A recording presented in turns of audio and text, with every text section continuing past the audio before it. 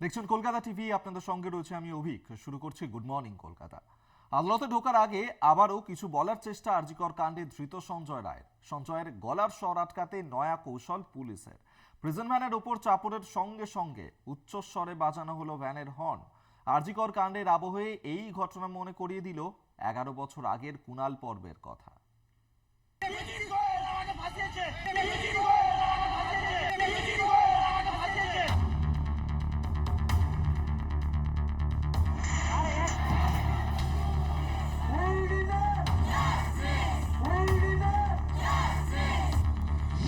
আজিকরের মহিলা চিকিৎসককে ধর্ষণ এবং খুনে অভিযুক্ত সে, নাম সঞ্জয় রায়। এর আগে একাধিকবার সরকার বিরোধী মন্তব্য করে নিজেকে নির্দোষ প্রমাণের চেষ্টা করলেও তা ধোপে টেকেনি। তবে নিজেকে নির্দোষ প্রমাণের সপক্ষে তার বক্তব্য একাধিক প্রশ্ন তুলে দিয়েছে। এবার সঞ্জয়ের গলার স্বর চাপা দিতে অন্যরকম কৌশল নিল কলকাতা পুলিশ।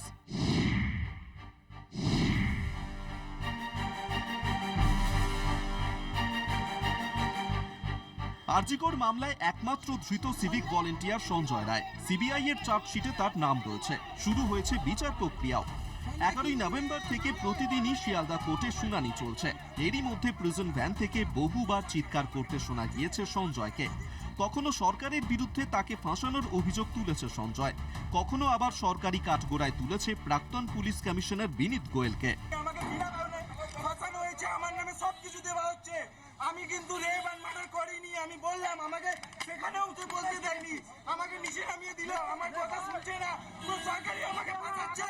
আমি এতদিন চুপ ছিল, আমাকে সব জায়গায় ভয় দেখাচ্ছে যে না তুমি কিছু বলবে না, তুমি কিছু বলবে না। সঞ্জয়ের বক্তব্যকে কেন্দ্র করে একসময় তোলপাড় পড়ে যায়। বিশেষজ্ঞ মহলের একাংশ প্রশ্ন তুলতে থাকে, সত্যিই কি সঞ্জয়ের বিরুদ্ধে ষড়যন্ত্র হয়েছে? যদি হয়েই থাকে তাহলে নেপথ্যে কাদের হাত?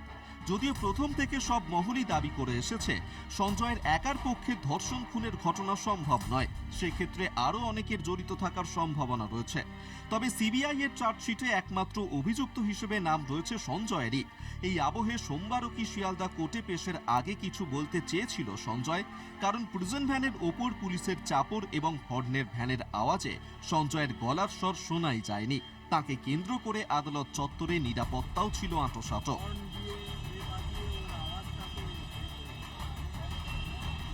এই ঘটনাই মনে করিয়ে দেয় 11 বছর আগের কথা। 2013 সালে সারদা মামলায় গ্রেফতার হওয়ার পর পুলিশের গাড়ি থেকে রাজ্য সরকারের বিরুদ্ধে অনেক কথা বলেছিলেন কুণাল ঘোষ। সেবারও কুণালের মুখ বন্ধ করতে প্রিজন ভ্যানের ছাদে চাপড় মেরেছিল পুলিশ। এবার আরজি কর কাণ্ডের আবহে সেই ঘটনাই নতুন করে মনে করিয়ে দিল কলকাতা টিভি।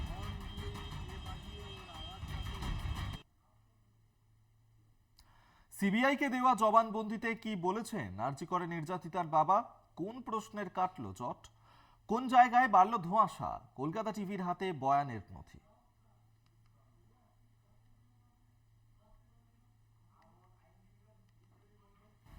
কলকাতা টিভির হাতে এলো সিবিআইকে দেওয়া নির্যাতিতার বাবার জবানবন্দি।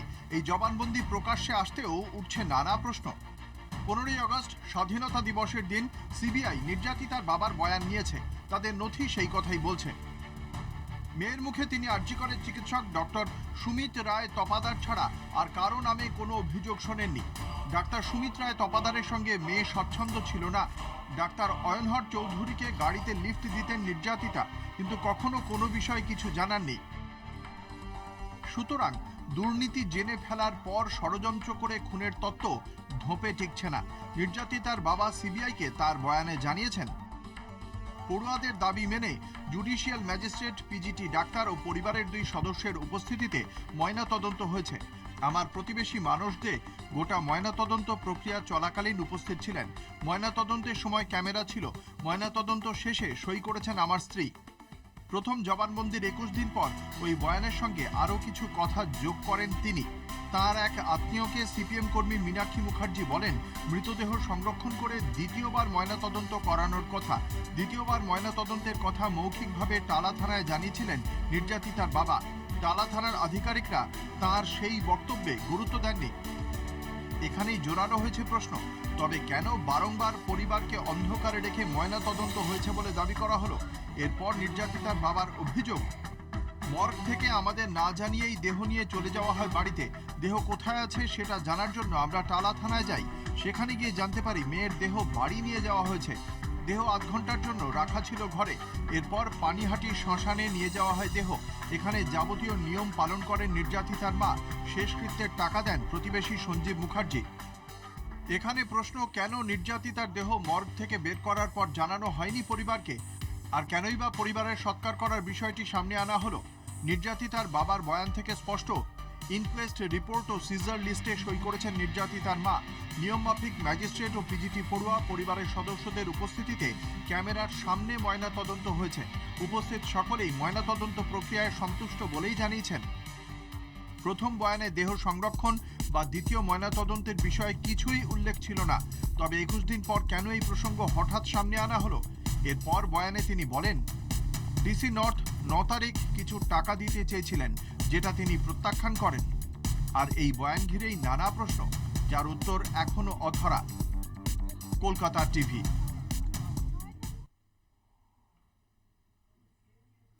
কসবা কাণ্ডে পুলিশের হাতে আরও তথ্য। বিহার থেকে এসেছিল মোট 4 জন। যুবরাজ সহ সবার বিরুদ্ধে রয়েছে অপরাধের রেকর্ড। সব মিলিয়ে প্রায় 30 থেকে 40টি অপরাধের রেকর্ড। এরা সকলেই কুখ্যাত পাপ্পু চৌধুরীর দলের। খুনের জন্য 50 লক্ষ টাকা দেওয়ার তথ্য পেয়েছে পুলিশ।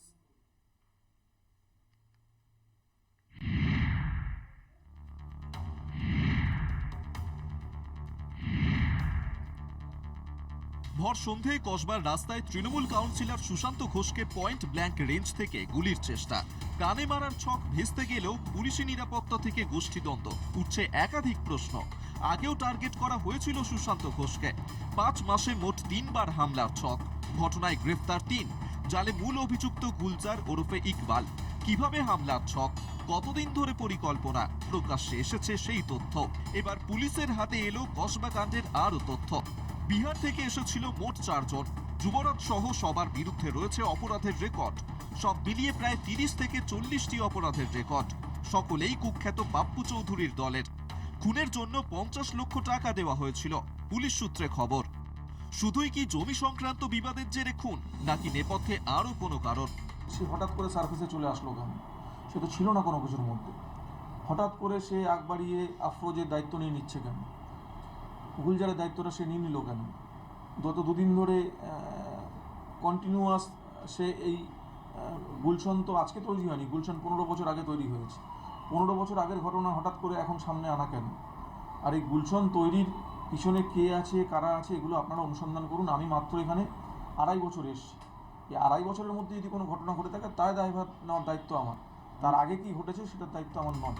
সূত্রের খবর, সুশান্তকে খুন করতে এর আগেও 2 বার বিহার থেকে ভাড়া করে আনা হয় আততায়ীদের।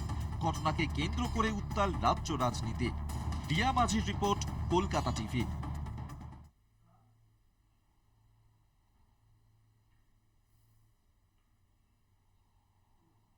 তৃণমূল নেতার বিজেপির সদস্য পদ গ্রহণ নিয়ে শোরগোল এলাকায়। মিথ্যে দাবির অভিযোগ তুলে থানায় এফআইআর দায়ের তৃণমূল নেতা গোপাল চন্দ্র বেরার। এগরার ঋষি বঙ্কিমচন্দ্র গ্রাম পঞ্চায়েতের পশ্চিম বরদা গ্রামের ঘটনা। তৃণমূলের জন্মলগ্ন থেকে রয়েছেন ঘাসফুল শিবিরে। এলাকায় তৃণমূলের একনিষ্ঠ কর্মী বলেই পরিচিত। পঞ্চায়েত সমিতির সদস্য হয়েছেন দুবার। 2008 সাল থেকে 2013 সাল পর্যন্ত পঞ্চায়েত সমিতির স্থায়ী পূর্ত কর্মাধ্যক্ষ পদেও ছিলেন। সেই তৃণমূল নেতা গোপাল চন্দ্র বেরাকে নিয়ে আচমকা শোরগোল। তার নেপথ্যে রয়েছে সোশ্যাল মিডিয়ায় একটি পোস্টে তৃণমূল নেতা গোপাল চন্দ্র বেরাকে বিজেপির সদস্য পদ গ্রহণের জন্য ধন্যবাদ জানানো হয়। আর ব্যক্তি গোপাল বেরা, তৃণমূল কংগ্রেসের গোপাল বেরা 1998 সাল থেকে কন্টিনিউয়াস দলের সঙ্গে যুক্ত। মানুষের সুখে দুঃখে বিপদে আপদে শ্মশানে কবরে অনুষ্ঠানে নানা জায়গায় পৌঁছে যেতে পেরেছে। মানে আমার ব্যক্তিগত ভাবমূর্তিকে নষ্ট করার জন্য বিজেপির একটা বদমাইশ ছেলে, বাপে তাড়ানো মায়ে খেদানো, যাদের কোনো সম্পর্ক নেই, মানুষের কাছে যেতে পারে না, তারা এইভাবে বিভ্রান্তিমূলক কাজ ছড়াচ্ছে। সুজিত মিশ্র নামে এক ব্যক্তির প্রোফাইল থেকে গোপাল চন্দ্র বেরার ছবি পোস্ট হয়েছে বলে অভিযোগ। ছবিটি প্রকাশ্যে আসতেই এলাকায় শোরগোল পড়ে যায়। অস্বস্তি বাড়ে ঘাসফুল শিবিরে। থানায় এফআইআর দায়ের করেন গোপাল চন্দ্র বেরা। দীর্ঘদিনের বর্ষিয়ার নেতৃত্ব এবং সফলতম জনপ্রতিনিধি গোপাল চন্দ্র বেরা মহোদয় আরবিসিজিপির গ্রাম পঞ্চায়েতের সদস্য এবং প্রাক্তন পূর্ত কর্মাধ্যক্ষ পঞ্চায়েত সমিতির, তাকে ভুলভাবে এডিটিং করে সুজিত মিশ্র নামক একজন ব্যক্তি, যেটা শান্তনুদা দেখাচ্ছেন, সেই ব্যক্তি তাকে এডিটিং করে বিজেপির সদস্যপদ গ্রহণ করেছেন বলে সোশ্যাল মিডিয়ায় ভাইরাল করেছেন। এই ঘৃণ্য রাজনীতির প্রতিবাদে আপনাদের মাধ্যমে জনসাধারণকে সচেতন করাতে চাই, এবং যার পদক্ষেপ স্বরূপ আমরা থানাতে গোপালবাবু অলরেডি একটি এফআইআর লজ করে। চলতি বছরে মিটেছে লোকসভা ভোট, সদ্য শেষ হয়েছে রাজ্যে 6 বিধানসভা কেন্দ্রে উপনির্বাচন। লোকসভা ভোটের পর রাজ্যে পদ্ম শিবিরের সাংগঠনিক দুর্বলতা প্রকাশ্যে এসেছে। ইতিমধ্যেই 26-এর বিধানসভা ভোটকে সামনে রেখে কম বেশি প্রস্তুতি শুরু করেছে সব দলই। আর এই আবহে এমন ঘটনা, এই ঘটনা প্রসঙ্গে আরও একটি বিষয় উঠে আসছে। বিজেপির সদস্য বাড়াতে রাজ্য নেতাদের টার্গেট বেঁধে দিয়েছে কেন্দ্র। দাবি, সেই টার্গেট পূরণ করতেই যা না তাই করে বেড়াচ্ছেন পদ্ম শিবিরের কর্মী সমর্থকরা। মিস কল করতে হয়, মিস কল করার পরে মেম্বারশিপটা আসে। কোনো না কোনো কেউ ভুলেও করে ফেলতে পারে। গোপাল বেরাকে আমি জানি, উনি একজন সক্রিয় তৃণমূল সদস্য, দীর্ঘদিনের গ্রাম পঞ্চায়েতের সদস্য, পঞ্চায়েত সমিতির সদস্য ছিলেন। অতএব তার বিজেপি সদস্যপদ তিনি যদি ইচ্ছায় নিয়ে থাকেন অভিনন্দনযোগ্য, কিন্তু যদি ইচ্ছায় না নিয়ে থাকে, যদি ভুলক্রমে নিয়ে থাকে, তাহলে আমাদের করার কিছু নেই। মিস কলের কোথাও ভুল টেপাটিপি হয়ে গেছে, তারও ভুল টেপাটিপি হতে পারে, অথবা যারা করাচ্ছে তাদেরও ভুল টেপাটিপি হতে পারে। এই দাবির সত্যতা অনেকাংশে প্রতিষ্ঠিত হয়েছে অনুপম হাজরার একটি পোস্ট ঘিরে। টার্গেট পূরণে বিজেপি নেতারা 5-6টি করে সিম তুলছেন। রাজ্য বিজেপির সভাপতির নির্দেশেই এই কাজ হচ্ছে, দাবি অনুপমের। সব মিলিয়ে আদতে মুখ পুড়ছে রাজ্য বিজেপির। সুব্রত পাত্রের রিপোর্ট, কলকাতা টিভি।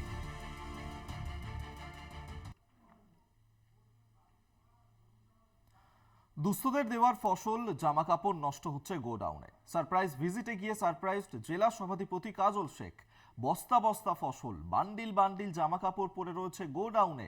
তড়িঘড়ি মজুদ জিনিস বিতরণের ব্যবস্থা জেলা সভাধিপতির। কার নেতৃত্বে গোডাউনের এই দশা, খতিয়ে দেখার আশ্বাস কাজল শেখের। গম, ভুট্টা, কলা, বাদামে পোকা। সারপ্রাইজ ভিজিটে গিয়ে চক্ষু চড়ক গাছ গ্রাম পঞ্চায়েতের জেলা পরিষদের সভাধিপতি, বিধায়ক, পঞ্চায়েত সমিতির সভাপতির। সোমবার বীরভূমের নানুর বিধানসভার অন্তর্গত কঙ্কালীতলা গ্রাম পঞ্চায়েত পরিদর্শনে যান জেলা সভাধিপতি কাজল শেখ। সঙ্গে ছিলেন নানুরের বিধায়ক বিধানচন্দ্র মাঝি সহ অন্যান্যরা। সেই সময়ই পঞ্চায়েতের গোডাউন ঘর খুলতেই চক্ষু ছানা বড়া জেলা সভাধিপতি কাজল শেখের। গম, ভুট্টা, কলা, বাদামে কিলবিল করছে পোকা। এই গোডাউন ঘরেই দীর্ঘদিন ধরে মজুত রয়েছে বিতরণ করার জন্য জামা কাপড়, খাদ্য সামগ্রী থেকে শুরু করে কয়েক লক্ষ টাকার জিনিস। এরপরেই জেলা সভাধিপতির তত্ত্বাবধানে সমস্ত জিনিস গোডাউন থেকে বের করে দুস্থ মানুষদের বিতরণ করা হয়। কিন্তু কোথা থেকে এলো এত জামা কাপড়? কেনই বা সেগুলি গোডাউনে থেকে থেকে পচে যাওয়ার মতো অবস্থা হলো? পঞ্চায়েতের বিরুদ্ধে নির্দিষ্ট সময় বিতরণ না করার অভিযোগ সভাধিপতির। এসে দেখছি যে এখানে ভুট্টা বীজ থেকে শুরু করে কম্বল, যেটা গত বছর দেওয়া হয়েছিল শীতের সময়, তারপরে পুজোর সময় যে কাপড়গুলো দেওয়া হয়, কোনোটাই বিলি করা হয়নি, অর্থাৎ বুথ লেভেল পর্যন্ত পৌঁছায়নি। আমাকে মেম্বাররা দাবি করেছিল, কয়েকদিন আগে মেম্বাররা এই বিষয়গুলো বলেছিল। আজকে দলীয় কার্যালয়ে যখন মেম্বারদের সঙ্গে আলোচনা করলাম, তারা বলেছে এই মালগুলো পঞ্চায়েতে রাখা আছে। সর্বতই গ্রাম পঞ্চায়েত প্রধান ম্যাডামকে বলে মালগুলো বের করে প্রত্যেকটি যারা সদস্য আছে তাদের মধ্যে বন্টন করে দেওয়ার জন্য বললাম। এই মালগুলো যেন আর নষ্ট না হয়। এর মধ্যে অনেক মাল নষ্ট হয়ে গেছে, বাকি যেগুলো আছে সেগুলো সঠিকভাবে ব্যবহার করার জন্য বললাম ওদের। লক্ষাধিক টাকার ফসল নষ্ট, এর দায় কার? খতিয়ে দেখে ব্যবস্থা নেওয়ার আশ্বাস জেলা সভাধিপতি কাজল শেখের। বীরভূম থেকে মনাবীর বংশীর রিপোর্ট, কলকাতা টিভি।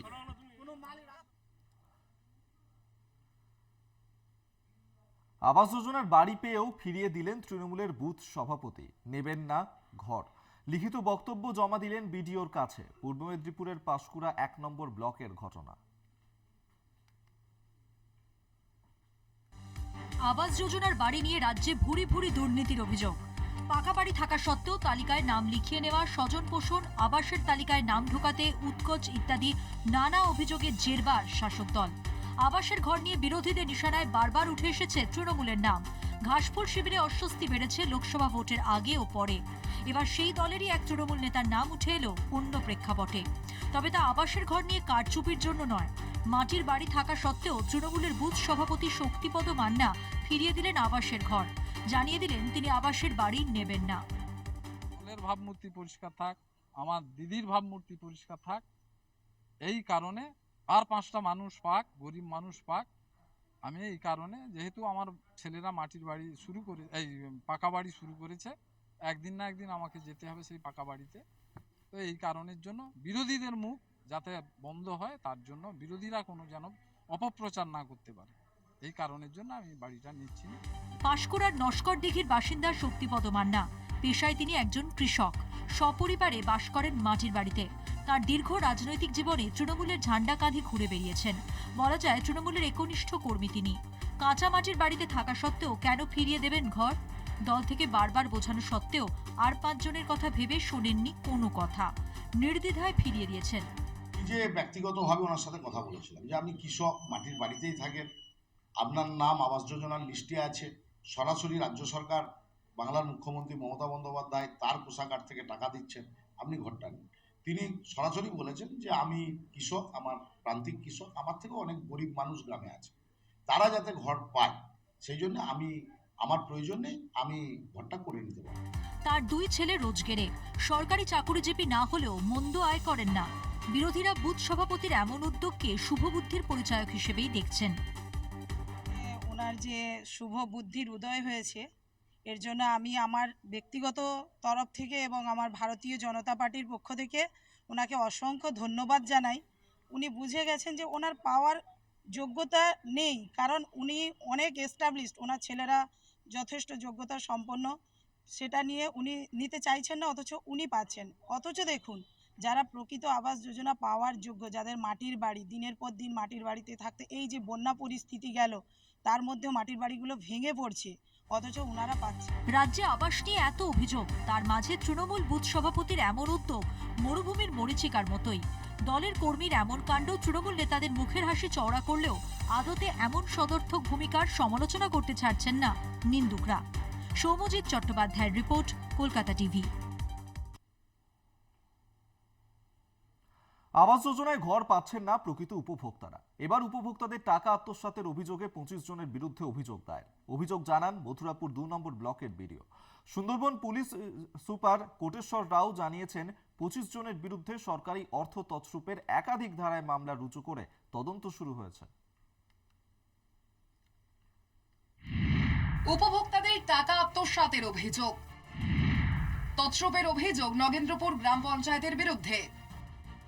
বিভিন্ন জেলায় আবাস বিক্ষোভ চলছে, ঘর মিলছে না যোগ্য প্রার্থীদের। আবাস তালিকায় নাম না থাকার অভিযোগে পুঞ্জীভূত হচ্ছে ক্ষোভ। এবার প্রধানমন্ত্রী আবাস যোজনায় উপভোক্তাদের টাকা আত্মসাতের অভিযোগে 25 জনের বিরুদ্ধে অভিযোগ দায়ের করল রায়দিঘি বিধানসভার মথুরাপুর 2 নম্বর ব্লকের বিডিও। অভিযোগের ভিত্তিতে এফআইআর শুরু করল রায়দিঘি থানা। এফআইআর এর তালিকায় নাম রয়েছে তৃণমূলের প্রাক্তন পঞ্চায়েত প্রধানের স্বামী মবেজেল গাজী, শ্বশুর খালেক গাজী ও তৃণমূলের বুথ সভাপতি মুস্তাফা কয়ালের।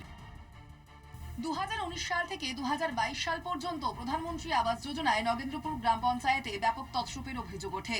তছরূপের বিরুদ্ধে দোষীদের শাস্তির দাবিতে হাইকোর্টের দ্বারস্থ হন বিজেপি কর্মী দীপু বর। জনস্বার্থ মামলার প্রেক্ষিতে কলকাতা হাইকোর্ট দক্ষিণ 24 পরগনার জেলা শাসককে তদন্তের নির্দেশ দেন। তদন্তে 27 জনের বিরুদ্ধে বেআইনিভাবে অন্যের বাড়ির টাকা আত্মসাতের অভিযোগ প্রমাণিত হয়। এরপর 2023 সালের নভেম্বর মাসে 27 জনের কাছে 1,20,000 টাকা ফেরতের নোটিশ দেয় ব্লক প্রশাসন। 15 দিনের মধ্যে টাকা ফেরানোর নির্দেশ ছিল, কিন্তু 1 বছর পরেও 30 লক্ষের মধ্যে মাত্র 3.5 লক্ষ টাকা ফেরত আসে। অবশেষে গত সপ্তাহে মথুরাপুর 2 নম্বর ব্লকের বিডিও 25 জনের বিরুদ্ধে লিখিত অভিযোগ দায়ের করেন রায়দিঘি থানায়। 4 জন ফুল মানি রিফান্ড করেছে 1,20,000 করে, আর বাদ বাকিগুলো কেউ 20 বা 30, 25 এরকম রিটার্ন করেছেন। যারা পার্ট পেমেন্ট করেছে এবং যারা ফুল পেমেন্ট করেছে, যেহেতু এটা একটা অপরাধের মধ্যেই মহামান্য হাইকোর্টের নির্দেশ অনুযায়ী গণ্য হয়েছে, তাই আমরা এই 25 জন বেনিফিশিয়ারির নামেই যারা টাকা নিয়েছে পিএমআই, তাদের নামে ঊর্ধ্বতন কর্তৃপক্ষের নির্দেশ এবং মহামান্য আদালতের নির্দেশে আমরা এফআইআর করছি। চুরি করা হয়েছে, এটাকে অন্যের অ্যাকাউন্টে চলে যাওয়া বলা নয়, কিন্তু এটাকে চুরি করা হয়েছে, প্রকাশ্য চুরি করা হয়েছে এবং আধিকারিকরা চুরি করেছেন। কারণ এই ফর্মগুলো কিভাবে এন্ট্রি হলো সেই আধিকারিকরা তো এন্ট্রি করেছেন। একজনের আইডির সাথে অন্যজনের তৃণমূল নেতাদের ব্যাংক অ্যাকাউন্টগুলো তো এমনি এন্ট্রি হয়ে যায়নি, আগে থেকে ছিল না, কিন্তু এটাগুলোকে এন্ট্রি করা হয়েছে যেন টাকাগুলোকে চুরি করা যায়, এবং তার বিরুদ্ধে আমি কলকাতা হাইকোর্টে মামলা করেছিলাম। আদালতের নির্দেশে প্রশাসন ব্যবস্থা নিয়েছে। দলের পক্ষ থেকে কাউকে রিয়াত করা হবে না বলে জানান রায়দিঘির তৃণমূল বিধায়ক অলোক জলদাতা। আমরা অবশ্যই নির্দেশ এসছে। আলটিমেটলি দল কোনোরকমভাবে চায় না যে কোনো দুর্নীতির সঙ্গে কেউ জড়িয়ে থাকুক।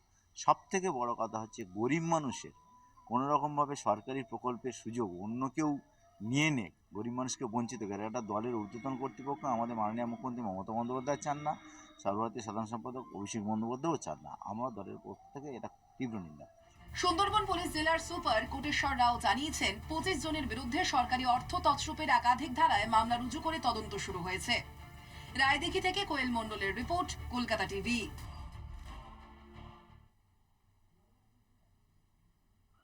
এখন সময় একটা ছোট্ট বিরতির পর ফিরছি, সঙ্গে থাকুন।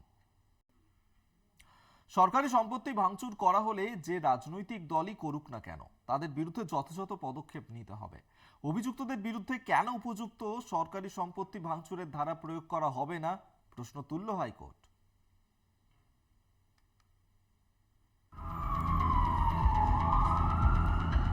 হিংসা, দাঙ্গা, হাঙ্গামা, যে কোনো অশান্তি, হাতাহাতিতে সরকারি সম্পত্তি ভাঙচুর করার নজির নিহাত কম নেই। এবার সরকারি সম্পত্তি ধ্বংস করা নিয়ে ক্ষোভ প্রকাশ করেন কলকাতা হাইকোর্টের বিচারপতি তীর্থঙ্কর ঘোষ।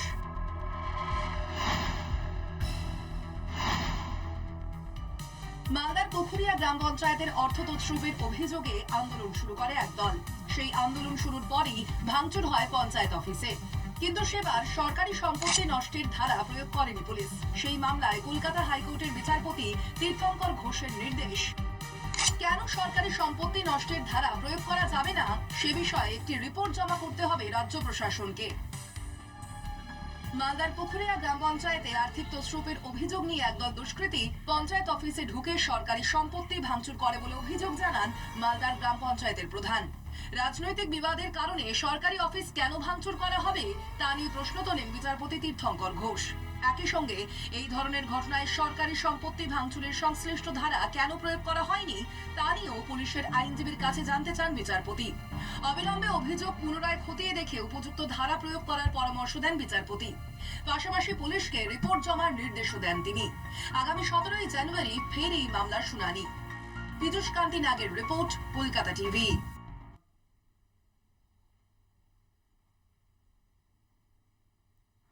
জাতি দাঙ্গার আগুনে জ্বলছে মণিপুর। মুখ্যমন্ত্রী বীরেন সিং এর প্রতি আস্থা হারিয়ে ক্ষিপ্ত জনতা তার বাসভবনকে নিশানা করেছে। পরিস্থিতি জোরালো হয়ে উঠতেই সেনাবাহিনী রুট মার্চ শুরু করেছে। এনআইএ-কে তদন্তের নির্দেশ কেন্দ্রীয় মন্ত্রী অমিত শাহের। শাসক বিজেপির অন্দরেও ভাঙন। শরিক ও দলীয় বিধায়কদের বৈঠক ডেকেছেন মুখ্যমন্ত্রী। প্রায় 1.5 বছর ধরে লাগাতার জাতি দাঙ্গা চলছে মণিপুরে। মেইতেই ও কুকি জনজাতির এই সংঘর্ষ গত সপ্তাহে জিরিবামে শিশুসহ মোট 6 মহিলাকে অপহরণ ও হত্যার পর থেকে রাজধানী ইম্ফল থেকে সর্বত্র হিংসাত্মক বিক্ষোভ ও পাল্টা বিক্ষোভে অগ্নিগর্ভ হয়ে ওঠে উত্তর পূর্বের এই রাজ্য। সন্ত্রাস সামাল দিতে ব্যর্থ মুখ্যমন্ত্রী বীরেন সিং এর বাড়িতে চড়াও হয় মেইতেই সম্প্রদায়ের মানুষজন। ঘটনাচক্রে বীরেন সিং নিজেও মেইতেই সমাজের প্রতিনিধি। শুধু নিজের সমাজ নয়, তার দল বিজেপির অন্দরেও ভাঙন, যা সামাল দিতে পারছে না মুখ্যমন্ত্রী। আইনের অনুশাসনের কোনো অস্তিত্ব নেই মণিপুরে। জিরিবামের বিজেপি মণ্ডল কমিটির সদস্যরা ইতিমধ্যেই গণ ইস্তফা দিয়েছেন। প্রধানমন্ত্রী নরেন্দ্র মোদী সহ কেন্দ্রীয় সরকারের উদাসীনতাকেই দায়ী করছে রাজ্য বিজেপির একাংশ। শরিকরা একে একে শাসক জোট ছাড়ছে। বিরোধী কংগ্রেসের দাবি, বিজেপির বিভাজনের রাজনীতির ফল কতটা ভয়ঙ্কর হতে পারে সেটাই দেখা গিয়েছে 1.5 বছরের বেশি সময় ধরে চলা এই দাঙ্গায়। বিজেপির পরিষদীয় দলেও সংকটের আভাস মিলেছে। কেন্দ্রীয় স্বরাষ্ট্রমন্ত্রীর নির্দেশে দাঙ্গা মোকাবিলায় এনআইএ নেমেছে। শুরু হয়েছে সেনাবাহিনীর রুট মার্চ। প্রশ্ন একটাই, এই পরিস্থিতিতে মুখ্যমন্ত্রীর কুর্সি বীরেন সিং আগলে থাকবেন নাকি নতুন কোনো বিন্যাস অপেক্ষা করছে? এখন সেটাই দেখার। কলকাতা টিভি।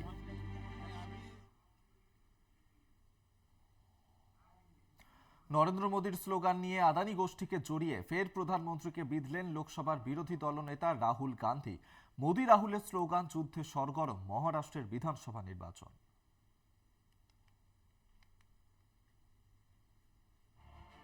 মহারাষ্ট্রে বিধানসভা ভোট প্রচারে এসে প্রধানমন্ত্রী জাতপাতের বিভেদ ভুলে ঐক্যের বার্তা দেন। তার মুখে শোনা গিয়েছে এক হ্যায় তো সেফ হ্যায়। আপাতভাবে ঐক্যের বার্তা, কিন্তু এর নেপথ্যে রয়েছে তাদের আনা জাত গণনার দাবিকে নস্যাতের ছক। এমনই দাবি করেছেন কংগ্রেস নেতা রাহুল গান্ধী। রাহুলের মতে জাতের বিভাজন নয়, বরং অনুন্নত সম্প্রদায়ের বরাদ্দ তার জনসংখ্যার নিরিখে নির্দিষ্ট হবে। তাই জাতভিত্তিক জনগণনা জরুরি। মোদী মুম্বাইয়ের ধারাবি বস্তি উন্নয়নের ভার আদানি গোষ্ঠীর হাতে তুলে দিয়েছেন। সেই প্রসঙ্গ তুলে মোদীকে রাহুলের কটাক্ষ, আদানি এক হ্যায় তো সেফ হ্যায়।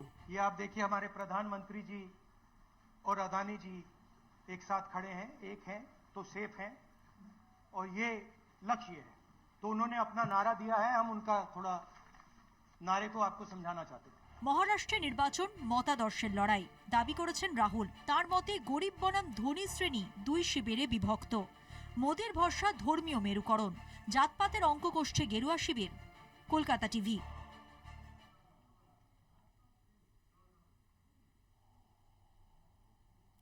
গুড মর্নিং কলকাতা এই পর্যন্তই। দেখতে থাকুন কলকাতা টিভি, রাত দিন 7 দিন।